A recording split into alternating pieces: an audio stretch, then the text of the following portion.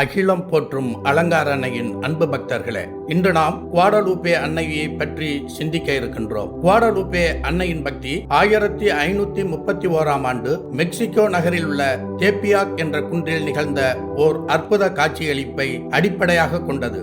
புனித Yuan Diogo என்பவருக்கு அன்னை மரியா காட்சியளித்தார். உண்மையான கடவுளின் தாய் நானே என்று தன்னை வெளிப்படுத்திய அன்னை தனக்கு அவ்விடத்தில் ஓர் ஆலயம் கட்டும்படி ஆயரிடம் சென்று கூறுமாறு பணித்தார். ஆயர் இந்த செய்தியை நம்புவதற்கு ஓர் அடையாளத்தை நாடினார். அதன்படியே டிசம்பர் 12ஆம் நாள் அந்த குளிர்காலத்தில் தரிசாக இருந்த குன்றின் உச்சிக்கு சென்று பூக்களை பறித்து வருமாறு அன்னை யுவான் தியோகோவை அனுப்பினார். அங்கே அற்புதமாக பூத்திருந்த காஸ்டிலியன் ரோஜாக்களை கண்டு வியந்த அவர் அவற்றை தனது டில்மாவில் சேகரித்தார். யுவான் தியோகோ ஆயரின் முன் தன் டில்மாவை திறந்தபோது ரோஜாக்கள் தரையில் கொட்டின. அதே சமயம் அந்த டில்மாவில் அன்னையின் திருவுருவம் அற்புதமாக பதிந்திருந்தது. சுமார் 500 ஆண்டுகளாகியும் அந்த மெல்லிய கற்றாழை நார் ஆடை அழியாமலும் அதன் வர்ணங்கள் மங்காமலும் இன்றும் மெக்சிகோ பேராலயத்தில் பாதுகாக்கப்பட்டு வருகிறது. இந்த அற்புத நிகழ்வுக்கு பின் லட்சக்கணக்கான பூர்வீக மக்கள் மனம் திரும்பி கிறிஸ்தவ விசுவாசத்தை ஏற்றுக்கொண்டனர். டிசம்பர் மாதம் 12ஆம் தேதி குவாடலூப்பே